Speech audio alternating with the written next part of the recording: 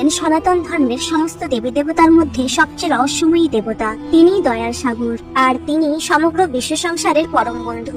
তিনি ভগবান ব্রহ্মার মস্তকের অলংকার, আবার তিনি হলেন সর্বোচ্চ ব্রহ্মের অভিব্যক্তি। তার সবকিছুই খুবই আকর্ষণীয় এবং রহস্যে ঘেরা। তিনি একমাত্র যিনি তার ভাই বোনের সঙ্গে পূজিত হন। তিনি একমাত্র ঈশ্বর যাকে প্রাচীনকাল থেকে ভারতবর্ষে উপস্থিত সকল প্রমুখ ধর্ম পরম্পরাতে পূজা করা হয়।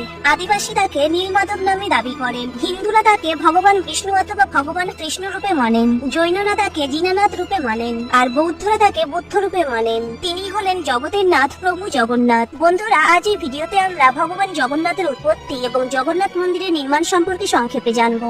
বলা হয় সত্যযুগে ইন্দ্রতুম্ন নামে এক বৈষ্ণব রাজা ছিলেন, যার রাজধানী অবন্তী থেকে মালবা পর্যন্ত সীমিত ছিল, যা বর্তমানে অন্ধ্রপ্রদেশ থেকে রাজস্থানের অংশকে বলা হয়। তিনি ভগবান বিষ্ণুর পরম ভক্ত হওয়ায় সর্বদা তার এক ঝলক পাওয়ার জন্য উৎসুক হয়ে থাকতেন। একদিন এক ভিক্ষুক তার মহলে আসেন আর উদ্রদেশ অর্থাৎ ওড়িশার সম্পর্কে বলেন। বিশ্ববসু নামক এক সবর সর্দার একটি গোপনীয় গুহার ভিতর নীলমাধব রূপে ভগবান শ্রীবিষ্ণু পূজা করেন। তবে তিনি রাজাকে এর সঠিক স্থান এবং বিস্তারিত কোনো খবর দিতে পারেননি। কিন্তু রাজা ইন্দ্রতুম্ন ভগবান বিষ্ণুকে দেখার জন্য অস্থির হয়ে পড়েন এবং উদ্রদেশের সন্ধানে ও বিশ্ববসুকে খোঁজার জন্য মহলের প্রধান পুরোহিতের ভাই বিদ্যাপতিকে আদেশ দেন তিনি যেন নীলমাধবকে খুঁজে আনেন। বিদ্যাপতি আগে বহু দেশ ভ্রমণ করেছেন, তাই রাজার আদেশে উত্তরদেশের সন্ধানে বেরিয়ে পড়েন। দীর্ঘ যাত্রার পরে বিদ্যাপতি উত্তরদেশে পৌঁছান।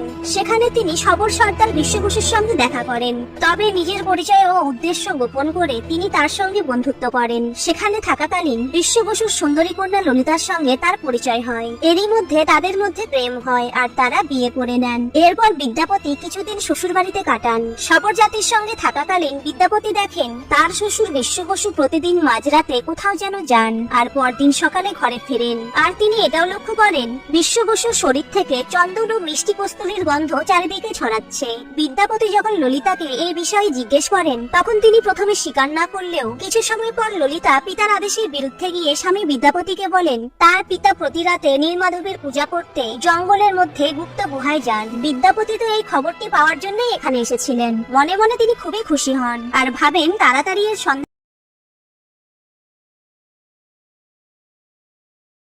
জেনে রাজা ইন্দ্রতুম্নকে জানাতে হবে। তিনি ললিতাকে বারবার অনুরোধ করেন তাকে যেন একবার নীলমাধবের দর্শনের জন্য নিয়ে যাওয়া হয়। ললিতা জানতেন এটি অসম্ভব, তার পিতা কখনোই রাজি হবেন না। বিদ্যাপতির বারবার বলার পর ললিতা তার পিতার সঙ্গে বিষয়টি নিয়ে কথা বলেন। বিশ্ববসু অনিচ্ছা সত্ত্বেও কন্যা ললিতার অনুরোধে শেষ পর্যন্ত রাজি হন। তবে বিশ্ববসুর শর্ত ছিল তিনি জামাতা বিদ্যাপতির চোখে কাপড় বেঁধে নীলমাধবের গুপ্ত স্থানে নিয়ে যাবেন আর নীলমাধবের দর্শনের পর আবার চোখ বেঁধে ফিরতে হবে। চতুর বিদ্যাপতি এই অবসরে লাভ ওঠান আর গুপ্ত গুহায় যাওয়ার রাস্তাকে মনে রাখার জন্য নিজের ধুতির মধ্যে কিছু শস্যের দানা লুকিয়ে রাখেন আর যাওয়ার পথে শস্যের দানা ছড়াতে ছড়াতে যান। অবশেষে গুপ্ত গুহায় পৌঁছে বিদ্যাপতি নীলমাধবের দর্শন করেন আর তার চোখ আনন্দে উজ্জ্বল হয়ে ওঠে। তার উদ্দেশ্য সফল হয়। কিছু সময় নীলমাধবের আরাধনা করে তিনি ফিরে যান। কিছুদিন পর তিনি ললিতাকে খুব তাড়াতাড়ি নিতে আসবেন এই প্রতিশ্রুতি দিয়ে অবন্তী নগরে ফিরে যান আর রাজা ইন্দ্রদুম্নকে নীলমাধবের দর্শনের রোমাঞ্চকর অনুভূতির কথা বলেন।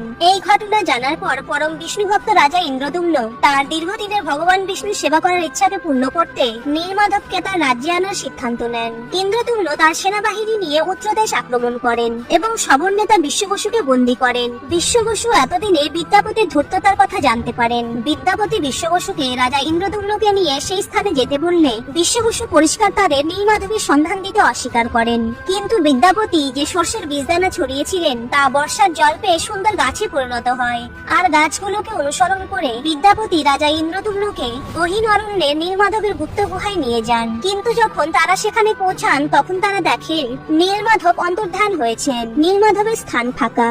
এই দেখে রাজা রেগে গিয়ে সমগ্র উদ্রদেশে সবর জাতিকে বন্দী বানানোর সংকল্প করেন। হঠাৎ বাতাসে একটি সূক্ষ্ম আওয়াজ ভেসে আসে, হে রাজন, তুমি আমার একনিষ্ঠ ভক্ত বিশ্ববসুকে বন্দী করে পৃথিবীতে সবচেয়ে বড় পাপ করেছো। এই সংসারে আমি কোনোদিন তোমাকে নীলমাধব রূপে দর্শন দেব না। বিশ্ববসুকে কারাগার থেকে মুক্ত করে দাও। ইন্দ্রদুম্ন হতাশায় মানসিকভাবে দুর্বল হয়ে পড়েন এই ভেবে যে তিনি আর কোনোদিন নীলমাধবের দর্শন পাবেন না। দৈব আদেশে সম্মান জানাতে তিনি বিশ্ববসুকে মুক্ত করে দেন আর জল অন্ন ত্যাগ করে দিনরাত ভগবান বিষ্ণুর আরাধনা শুরু করেন। অন্যদিকে ভগবান শ্রীকৃষ্ণ এক বিশাল জলপ্রলয় এনে দ্বারকা যদুবংশের বিনাশ ঘটান, কেননা তখন ভগবান শ্রীকৃষ্ণের বৈকুণ্ঠ যাওয়ার সময় উপস্থিত হয়। ভগবান শ্রীকৃষ্ণের বৈকুণ্ঠ যাওয়ার সময় উপস্থিত হলে তিনি একটি গাছের নিচে শায়িত হন আর জরা নামক এক আদিবাসী ব্যাধ হরিণের চোখ ভেবে ভুল করে শ্রীকৃষ্ণের পায়ের বৃদ্ধাঙ্গুলে তীর চালায়। এরপর জরা তার অজ্ঞাত পাপের জন্য শ্রীকৃষ্ণের কাছে ক্ষমা প্রার্থনা করলে শ্রীকৃষ্ণ জানান এটি পূর্ব নির্ধারিত ছিল, জরা যেন দুঃখ না পায়। মৃত্যুর পর জরার স্থান তার সঙ্গে বৈকুণ্ঠ লোকে হবে আর সে যেন তার শেষকৃত্য সম্পূর্ণ করে আর অবশিষ্টাংশ সমুদ্রে প্রবাহিত করে। কিন্তু জরা শ্রীকৃষ্ণের পার্থিব শরীরকে সম্পূর্ণ দাহ করতে পারেননি।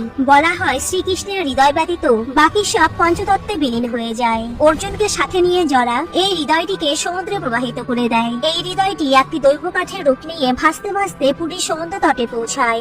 ইন্দ্রদুম্ন ভগবান বিষ্ণু স্বপ্নাদেশ পান তিনি সমুদ্র তীরে এক বিশেষ কাঠের ভিতর ভাসতে ভাসতে আসছেন। সেই কাঠ দিয়ে ইন্দ্রদুম্ন যেন তার ছবি ও রূপ নির্মাণ করেন। জেগে উঠে ইন্দ্রদুম্ন পৌঁছে যান সেই স্থানে আর দেখেন স্বপ্নে দেখা সেই পবিত্র কাঠের গুড়ি ভেসে আসছে। তিনি শবর নেতা বিশ্ব বসুর সাহায্যে কাঠটিকে মহলের একটি মঞ্চে আনেন। সেই কাঠ থেকে বহু কারিগর মূর্তি নির্মাণের কাজে লেগে পড়েন, কিন্তু অদ্ভুতভাবে এত কারিগর মিলেও সেই কাঠে একটি গর্ত করতে পারেননি। রাজা ইন্দ্রদুম্ন চিন্তিত ছিলেন কিভাবে ভগবান বিষ্ণুকে আকার দেওয়া সম্ভব হবে।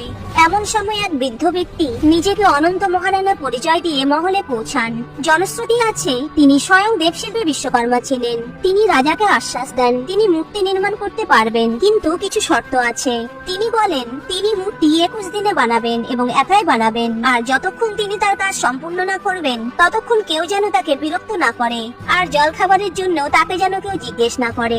রাজা ইন্দ্রদুম্ন বৃদ্ধের শর্ত মেনে নেন আর বৃদ্ধ মহলের দরজা বন্ধ করে কাজ করা শুরু করে দেন। মহলের বাকিরা সেই ঘর থেকে শুধু ছেনি হাতুড়ির শব্দ শুনতে পেত।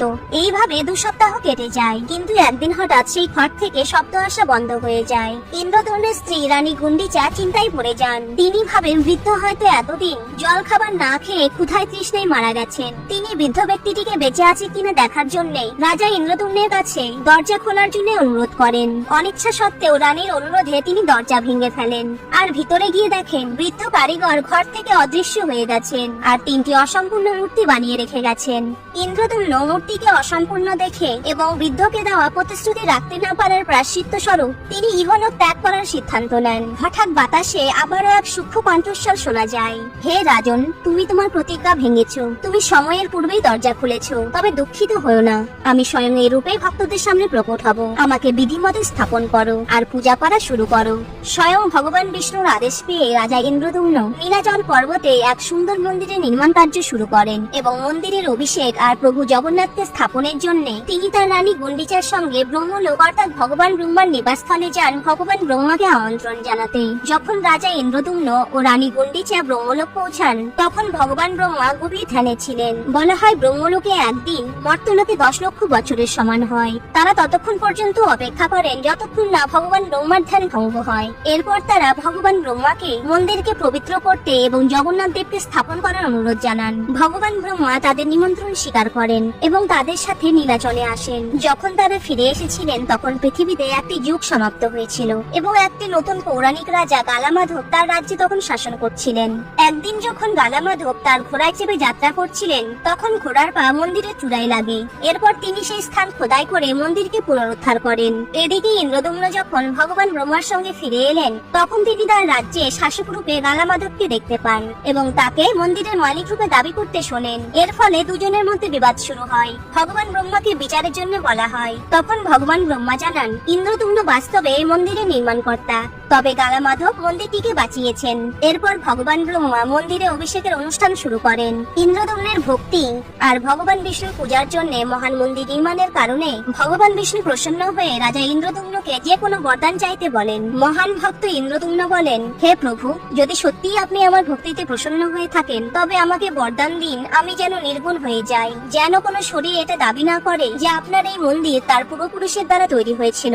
আর ভবিষ্যতে যদি আপনার মন্দির ও মূর্তি ক্ষতিগ্রস্ত ক্ষতিগ্রস্ত অথবা নষ্ট হয়ে যায় তাহলেও আপনি এখানেই থাকবেন আর এই স্থান ছাড়বেন না।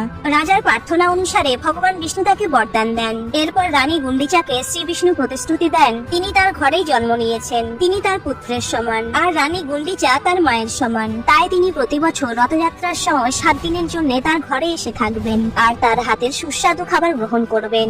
এই জন্য রথযাত্রার সময় প্রভু জগন্নাথ ভ্রাতা বলরাম, বোন সুভদ্রা ও সুদর্শন চক্রের সঙ্গে গুন্ডিচা মন্দির যাত্রা করেন আর সেখানে 7 দিন অতিবাহিত করেন। বন্ধুরা, রানী গুন্ডিচা তিনি দেবকীও ছিলেন না, যশোদাও ছিলেন না, কিন্তু শ্রীকৃষ্ণ তথা শ্রী বিষ্ণু যেহেতু তাকে প্রতিশ্রুতি দিয়েছিলেন, এই জন্য প্রতি বছর প্রতিশ্রুতি রক্ষার জন্য তিনি মাতৃতুল্য দেবী গুন্ডিচার সঙ্গে দেখা করতে আসেন। এমনই হলেন আমাদের প্রভু জগন্নাথ, যিনি নিজের ভক্তদের দেখাশোনার জন্য চোখের পলক না ফেলে নিজের চোখ সবসময় খোলা রাখেন। বন্ধুরা, ভিডিওটি কেমন লেগেছে অবশ্যই জানান, আর ভিডিওটি ভালো লাগলে প্লিজ ফলো করে সাপোর্ট করুন। Thank you.